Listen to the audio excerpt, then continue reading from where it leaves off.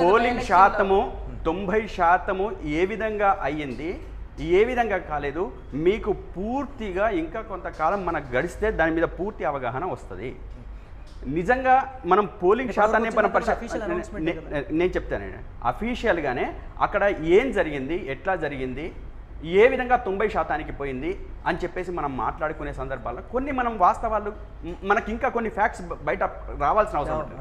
అంటే ఏ స్థానంలోనైనా, ఏ రాష్ట్రంలోనైనా, దేశంలోనైనా ప్రజల యొక్క స్థితిగతుల్ని మనం పరిశీలన చేసినప్పుడు అది 60 to 70, 70 to 80 అనేది చాలా పీక్ అది 80 అనేది. అంటే ప్రజలు ఎంతో నిబద్ధులైతే తప్ప, ఎంతో ఎడ్యుకేటెడ్ అయితే తప్ప 80% దగ్గరికి వచ్చి 85% దగ్గరికి వెయ్యటము అనేది చాలా చాలా చైతన్యవంతమైన విధానాన్ని ప్రదర్శించడం అనేది అవుతుంది. కానీ 90% కావటము లేదా 92% కావడం అనేది చాలా చాలా అనుమానాలకు దారితీసే అవకాశాలు కనబడతాయి. మనం గతంలో చూసుకున్నాం.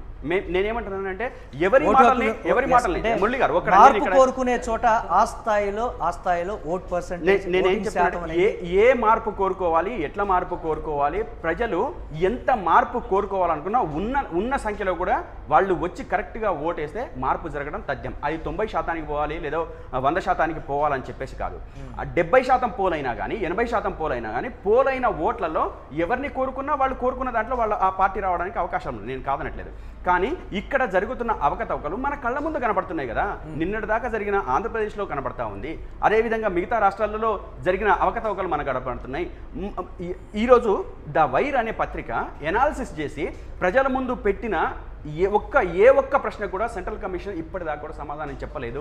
రాత్రి 11 గంటల నుంచి ఉదయం 2 గంటల దాకా జరిగిన పోలింగ్ శాతం ఏదైతే ఉందో ఈ పోలింగ్ శాతాన్ని మీరు మాకు ఎవిడెన్స్తో సహా ప్రజల ముందు పెట్టండి అని చెప్పేసి స్వతంత్రంగా ఉన్న వాళ్ళు కానీ, లేకపోతే డెమోక్రటిక్గా ఆలోచిస్తున్న వాళ్ళు కానీ, డెమోక్రసీని సేవ్ చేసే వాళ్ళు కానీ ఈరోజు మాట్లాడుతున్న దాంట్లో ఎక్కడైనా సరే సిఈసి సమాధానం చెప్పిందా?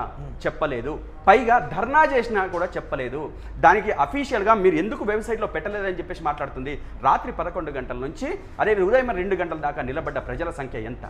అదేవిధంగా ఆ సంఖ్యలో ఆ సమయంలో వాళ్ళకి కేటాయించిన సౌకర్యాలు ఏంటి? వాళ్ళు ఆ 4 గంటల్లో 5 గంటల్లో నిలబడితే వాళ్ళకు నీళ్ళు ఇచ్చిన వాళ్ళు కానీ, డయాబెటిక్ పేషెంట్స్ కానీ వీళ్ళందరికీ మీరు ఏం సౌకర్యాలు కల్పించారు, తిండి తిప్పలు ఏం అరేంజ్ చేసిండ్రు అని చెప్పేసి అడిగితే దానికి సమాధానం లేదు. ఈ రోజు భారతీయ జనతా పార్టీ వెస్ట్ బెంగాల్లో ఇప్పుడు నమోదైనటువంటి ఓటింగ్ శాతం ప్రజాస్వామ్యబద్ధంగా కాదు, మ్యానిపులేటెడ్. ఇది 90% పోయిందంటేనే మనం అనుమాన పడాలి.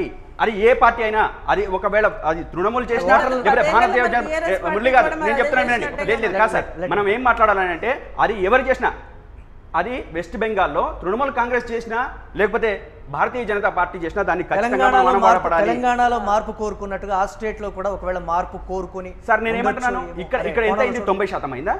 లేదు, నాకు తెలిసి 65-70% పోలింగ్ అయింది. ఆ పోలింగ్ అయిన శాతాన్ని బట్టి ఇక్కడ ప్రభుత్వం మార్పు చెందింది. ఈ దాంట్లో నేనేమంటున్నా 90% ఎక్కడా కూడా భారతదేశ చరిత్రలో ఎక్కడ కూడా జరగలేదు. ఒకవేళ జరిగింది అంటే ఖచ్చితంగా ఇక్కడ ఏదో రకంగా ఏదో ఒక మ్యానిపులేషన్ కానీ లేదా పార్టీ కానీ ఖచ్చితంగా దాన్ని రిగ్గింగ్ చేయడంలో లేకపోతే ఇంకో చేయడం, వాళ్ళకు బలాబలాలు ఉన్న దగ్గర ఖచ్చితంగా వాళ్ళ బలాలను ప్రదర్శించే విధంగా చేసుకున్న సందర్భాలు ఉన్నాయి.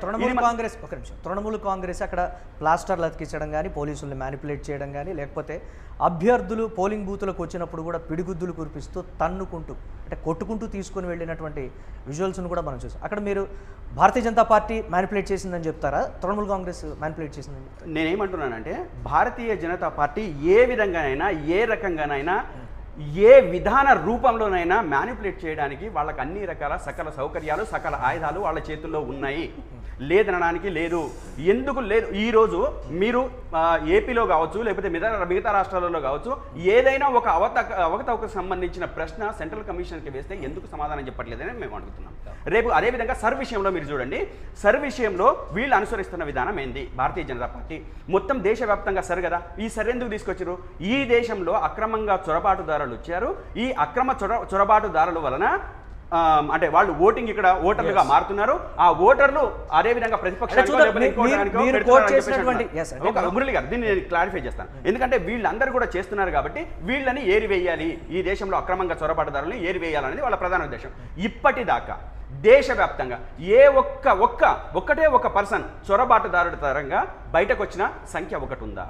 ఆ ఇన్సిడెంట్ ఒకటి ఉందా, వాళ్ళని ఏమన్నా బయటకు తరిమేసినరా, ఎందుకు ఇంత సరస్సు జరిగిన వీళ్ళ చేతుల్లో అధికార బలము మందబలము అదేవిధంగా అర్ధబలము అన్నీ ఉన్నాయి.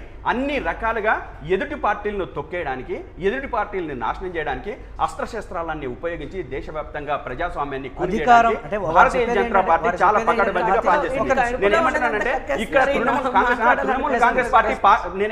తృణమూల్ కాంగ్రెస్ పార్టీ ప్లాస్టర్ అతికిచ్చినా గానీ దానికి రాత్రికి రాత్రే ఈవీఎంలు ఏ విధంగా ట్యాంపరింగ్ చేయొచ్చు అనేది ఖచ్చితంగా ఈ మ్యానిపులేషన్స్ ఉన్నాయి. భారతీయ జనతా పార్టీ శుద్ధపూస కాదు.